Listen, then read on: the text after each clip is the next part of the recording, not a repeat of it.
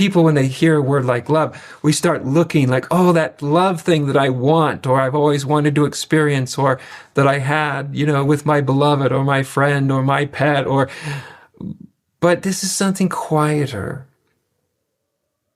This kind of, this affection that's literally part of a sort of heartful awareness. There's way too much mental awareness going on today in spirituality. Yes, I'm aware, like you're just this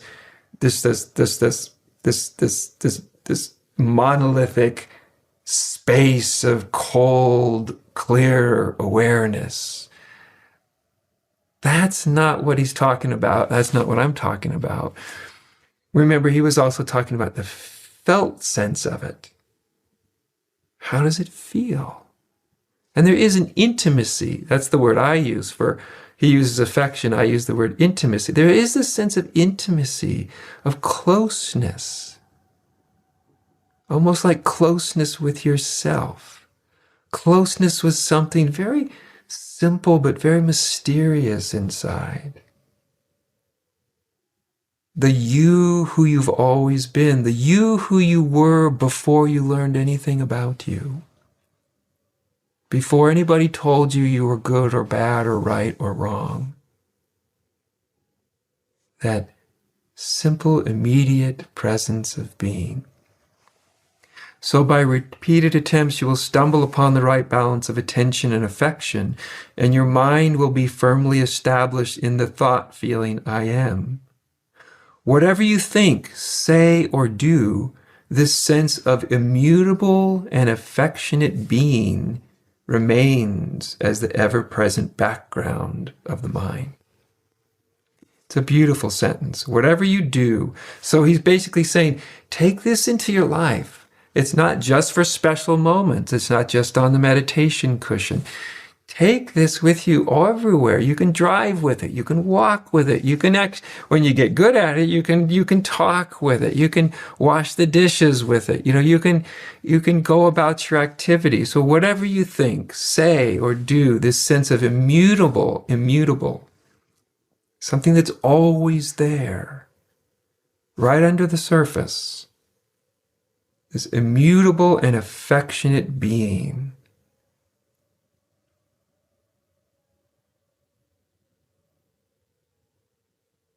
There's something gentle about your beingness, your presence.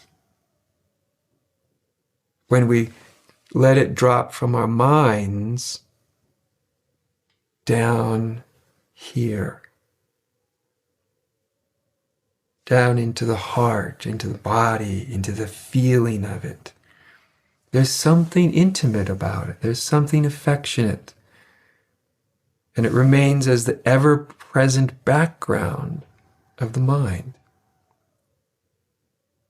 So even right now as I'm talking, say you're listening, whichever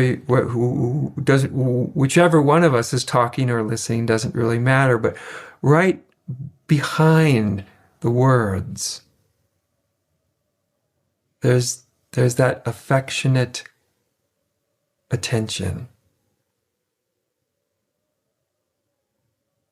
It's the backdrop.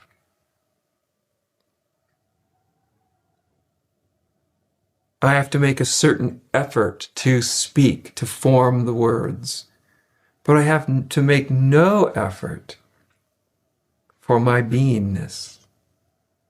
It's innate.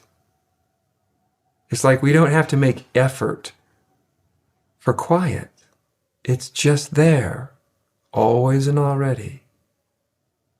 But there's something powerful about bringing attention to it.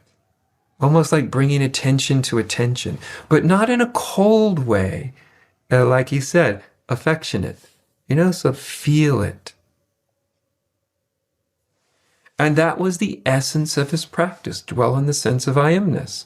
And as Nisargadatta often said, by dwelling in the sense of I amness, he was like saying, that's your capital, that's your human currency, that's what you have. Everybody has that.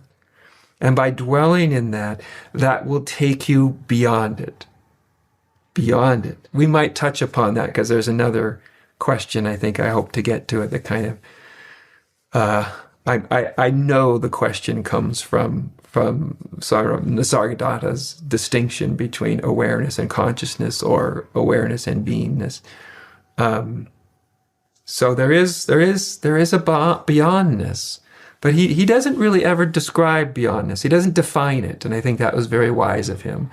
He's just like, stay in the sense of I amness, abide with that, and that itself, at some point, at any point, will take you beyond, right? It can